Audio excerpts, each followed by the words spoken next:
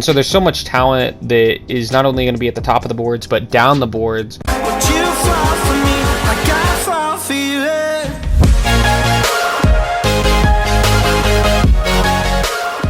Yo, what is up, everybody? Welcome back to another episode of NBA Now. It's your boy Dom, and we're going to get right into things here today. So, today, we are talking about the one, the only NBA draft. Only comes around once a year, one of the most exciting times of the year for the NBA season, because it's right after the season, right? It kind of gets us ready for next season right upon the end of the previous season. So it is coming up super quick this year. It's kind of crazy. The draft is only on Thursday when the finals just ended. So the draft is right around the corner. You know, all the social media teams were posting, you know, this next season starts now, and that couldn't be more true. I mean, we've already seen a couple trades come through involving some late round draft picks to start off the offseason. First off, the Denver Nuggets obviously making a trade, acquiring the 30th overall pick from the Oklahoma City Thunder via Jeff Green. And then also we saw Christian Wood get moved for the 26th pick. I will have a Christian Wood video out as well. I'm not sure if that's going to be out before this video or after this video, but if you guys haven't seen that, make sure you guys go check that out as well. Regardless, when we're looking at the draft, right, there's so many good players this year. I mean, whether it be your top guys, your Jabari Smiths, your Paolo Bancheros, your Chet Holmgrens, or, I mean, even Jabari Smith is the main guy we're going to be talking about today, but risers like Jabari Smith and Keegan Murray and stuff like that really stepped onto the scene this year. And then you have guys that were expected to maybe do a little bit more, like a Jaden Ivey or something like that, who played super well, but it's kind of up in the air of, is this guy going to go like right out of the top three, you know, number 4 overall, or is he going to slide a little bit due to some of these other risers and all this stuff going on in the draft? I mean, you got Johnny Davis, you got Caleb Love, there's a plethora of Duke guys coming out this year. I mean, I feel like the whole team is gone, and so there's so much talent that is not only going to be at the top of the boards, but down the boards, that I think a lot of teams really have an opportunity this offseason to make a lot of stuff happen for their franchise. I mean, not only for this next season, but when you draft a guy, typically he's on your roster for, at a minimum, if he's bad, like 3 years. So these, with this much talent, I mean, these are guys that are going to be on rosters for the next at least half a decade, which is crazy to think about, that there's that much that matters every single offseason just for the draft alone. Not even accounting for free agency, which is one of the wildest things, especially when you're talking NBA free agency and all of sports. But yeah, I mean, the NBA draft right around the corner. Like I said, we're going to be talking about Jabari Smith. There's plenty of other guys that are going to be very deserving of videos on their own. If I had a little bit more time before the draft, I absolutely would. But I'm sure this next season, and as the rest of the offseason kind of goes down, and we kind of look at some of these teams that potentially look to have phenomenal drafts, right? Look to have drafts that completely change their future and change their present for the team that they have, right?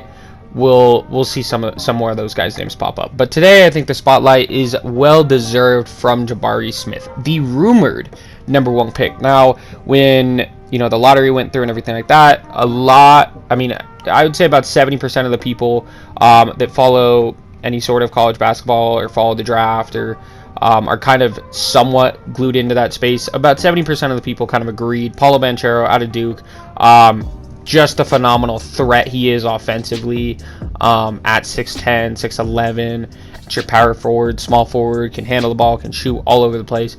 Everybody assumed that he was going to be the number 1 pick, and so that's why months ago I made a video talking about how I think that he can be a true star in this league when he gets here. I mean, he was dominating college basketball and dominating the highest teams and the highest players in college basketball. So I think that he is the home run best prospect in the draft. But Jabari Smith has taken over that number 1 spot by a lot of analysts that cover this pretty closely, which interests me, because I think when we initially saw how it kind of broke out for your draft order this year, it was like, okay, well, you got the Magic. They could go in a lot of different directions. I think center felt the least likely of the top three, right? If we're really looking at positional wise, what I think these three guys are going to play, because there's definitely going to be flexibility. I think Holmgren is a bit of a center / power forward, depending on if he can't grow into his frame. If he can't grow into his frame, you're going to think of like just a super skinny center playing power forward, if that makes sense.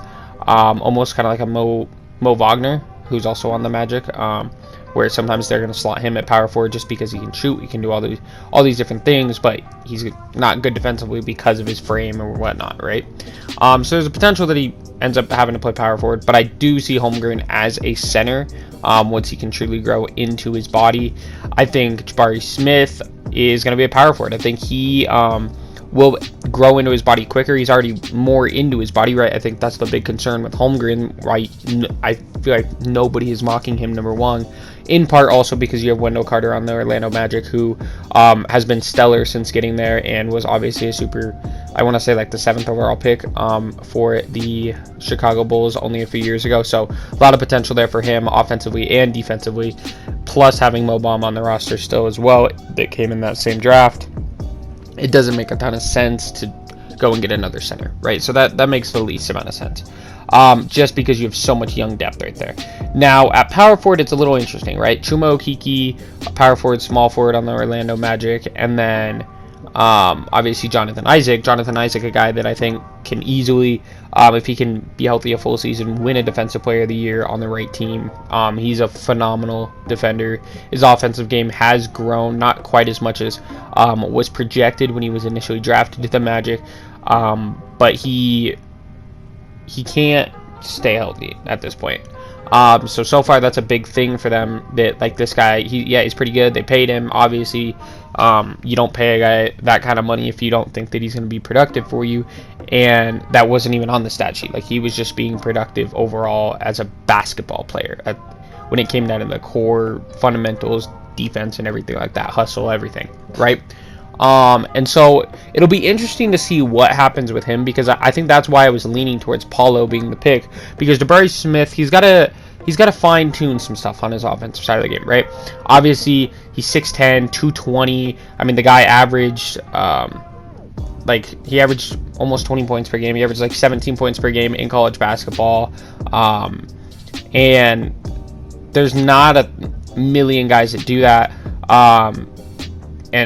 Do it on a team that ranks super high headed into March Madness, and you're the clear number one, and you rise that much. Because, I mean, coming into leaving last year's draft, we'll say, so coming into this season, if you want to say it that way, or going into last offseason, Jabari Smith was looked at as like a 7 to 15, kind of that mid first round. He's got potential. We'll see what happens.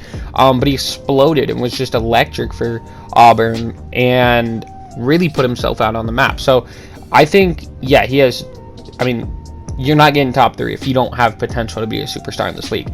I think your ceiling would be Giannis. I think that's your best case scenario, is you get a Giannis level player from Jabari Smith. And if you manage to do that, I mean, goddamn, it doesn't draft him before the number 1 pick if you can get Giannis, you know what I mean? But there's obviously no guarantees with the draft and everything like that. But I do absolutely understand the mindset, and especially with Jonathan Isaac being such an injury-prone player, you do still keep that more defense at the 4. Whereas, like, if you go for a Paolo Banchero, he's going to be a little bit closer to your like Chuma Okeke. Not great defensively, definitely areas to improve. I think Okeke less likely to improve drastically on defense for the Orlando Magic due to some of his previous injuries and stuff like that. Whereas I think Banchero can become at least a good team defender and everything like that. Because I think he's so good at basketball, he understands it at such a high level, that I think that can help him defensively, just to understand other offensive schemes and stuff like that. But as for like truly being this elite defender, I don't see that potential with him. Whereas with Jabari Smith, I mean, this guy's going to send back your shot. This guy's going to take the ball from you. He's got the defense already. Coming into the league, it's more about fine-tuning the offense, which I absolutely understand, because in this league, it's so much easier to fine-tune offense and defense. I mean, how many uber athletic quote-unquote 3-and-D guys that can't shoot threes get drafted, right? If you're that athletic and, you know, these teams see, hey, if we can, I mean, we have the best scouts, the best training staff and everything like that. If we can't develop you to be a good shooter, then you probably shouldn't have been drafted. So we're going to take you. And sometimes they can. Sometimes they can. But there are plenty of cases where, you know, you see these guys that aren't out of this world shooters or whatever coming in the league, but when you're putting in that day in day rep and working with the best training staff, I mean, or one of the best training staffs in the world for your sport, then it not only, I mean, not to say college training staff is bad. Obviously, I don't play D1 college sports, so I wouldn't have a first-hand knowledge of that.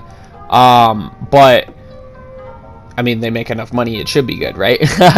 Regardless, though, yeah, I mean, when you're with the best training on the planet, your entire thought process is that you can train the offense easier than you can train the defense, because a lot of the defense comes down to the physical tools, the mentality, and stuff like that. If you have the defense to be a dog, or if you have the mentality to be a dog defensively, you can have that same mentality to be a clutch scorer offensively, or whatever it may be. I mean, I think Jimmy Butler and Giannis are prime examples of that.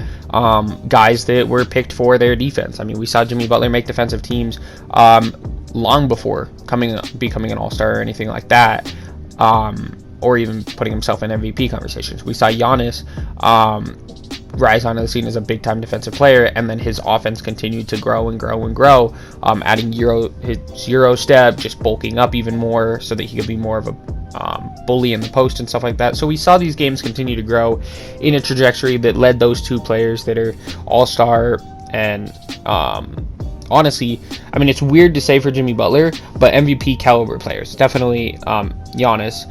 But it is a little weird to say that for Jimmy Butler because, he was picked so late. You didn't expect that of him. They wanted some defense. That's all they were looking for with him, really.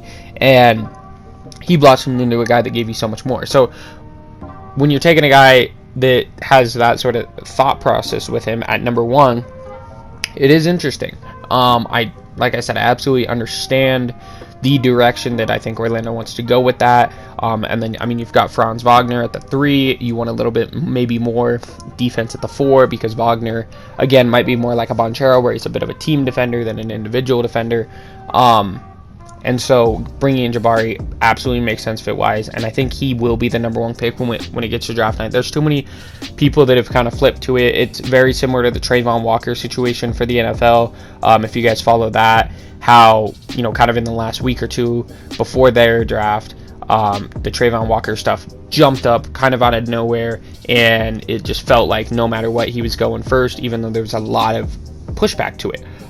It was kind of, if you want to take Aiden Hutchinson, who I know we're kind of steering off the course here, but Aiden Hutchinson and Trayvon Walker, even though I thought Kayvon Thibodeau was the best, that's a different topic for a different day, though. Those two are very similar to like a Banchero and a Trayvon Walker, other than the fact that Banchero still has a massive ceiling. It just might not be maybe in the way that best fits your team. So I think Orlando is trying to draft for not only team need and best fit, but also who they do believe can be the best player and maybe currently isn't the best player. So I think that's the idea behind drafting Jabari Smith number 1. But let's praise Jabari Smith. I mean, the work that you have to put in to go from, mid first round projections, because mid first round projections can easily turn into late first round projections, second round projections, undrafted. It could turn into you having to spend 2 more years in college. So that is such an iffy spot that you can really rise your game or really lower your game, or if you kind of come out there and you're kind of mediocre, it'll be kind of up in the air of where you're going to go. And that's sometimes maybe where you find some steals that had that happen to them, had to go back for another year and stuff like that, where you get another year of development outside of a high school atmosphere and stuff like that, in which these guys just kind of get even better. I think so. When you see older prospects that are kind of up there, similar stuff typically happens to those guys, or they are guys that were slept on and they just were able to put in more work than some of the other guys that felt like they were due to make the NBA, because there's only 450 people players in the NBA. So if you're not the top of the top, then you're not making it. You know what I mean? So for Jabari Smith to be a guy that's looked at as a franchise piece when there's only 30 teams in the NBA, I think he should definitely be proud of what he's done and hope to accomplish more with it, right? Hope to prove what the Orlando Magic, if they draft him first overall, right, or whoever does draft him, he's worthy of that selection that he's taken. Why? Like I kind of talked why I think Chet Holmgren won't go number 1, and why I don't think Banchero will go number 1. More on the fact with Banchero of why I think Jabari will go number 1, but it is interesting to see why, or I'd like to know kind of why this change kind of flipped in the last couple of weeks. It's something I guess I don't have the knowledge of, but it is interesting to think about, like how you go from what felt like a sure thing in the Banchero situation or whatever to not quite, and it makes you wonder, like, well, potentially what came up about Banchero or whatever, but also like what came up about Jabari that was like, yeah, this guy has to be it. You know what I mean? So that intrigues me, that interests me, that gets me excited for the Magic, who they take in a lot of players. I think they've taken a lot of players, and at least over the last few years, I've liked what they've done. Obviously, I loved the Jalen Suggs selection last year. One of my favorite picks made in last year's draft. Obviously, not the rookie year maybe you hoped for out of him, but I think some of that comes due to the territory that they've had there, having so many guards that they've kind of fostered from other organizations, for lack of a better word. Whether it be Markelle Fultz, after all of his stuff in Philadelphia, whether it be RJ Hampton, who we ended up trading as a young asset locked in for the Aaron Gordon trade. Obviously, we being the Denver Nuggets, with me being a Nuggets fan.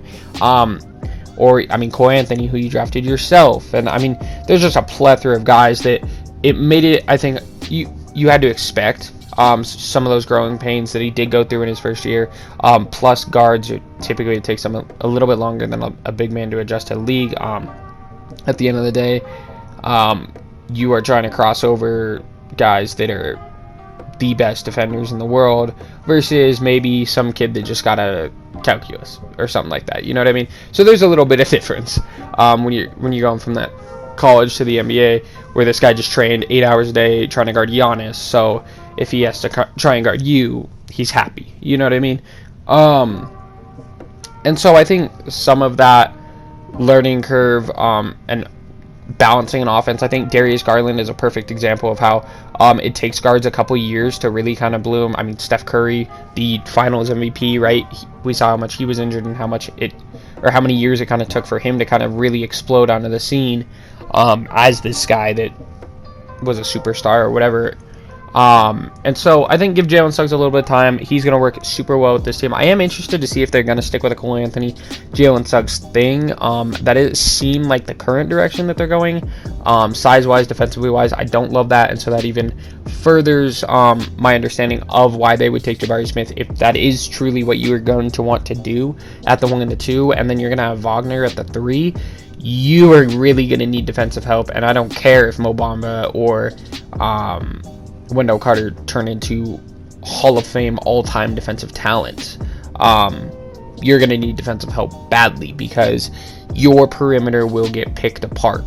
And so Jabari Smith to help kind of beef up the interior and in turn philosophically beef up the perimeter defense only makes sense in that circumstance, I guess.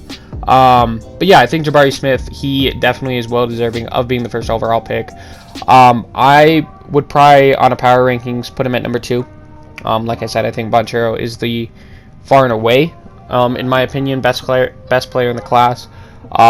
Slightly biased as a Duke fan, but I do think that Jabari is going to be a phenomenal player for whoever gets him, and if it's the Magic, I'll like that. Like I said, I think I feel like they've built good karma with fans of the NBA over the last few years, helping kind of rebuild Markelle's career, even Jonathan Isaac, paying him for playing defense, or having a guy like Terrence Ross that can still be very entertaining to watch and shoot threes and dunk and stuff like that. So it's an interesting team. It definitely is. I'm Interesting. Like I said, their future, if they keep lining up all these positions with all these young players, eventually they're going to be able to pick exactly who they want, move the other guys for some other stuff, and bring in more veterans, and then kind of do that quick shift from a lower level team to a team trying to compete for a play-in or potentially a playoff spot, as we see the East continue to decline potentially, with some of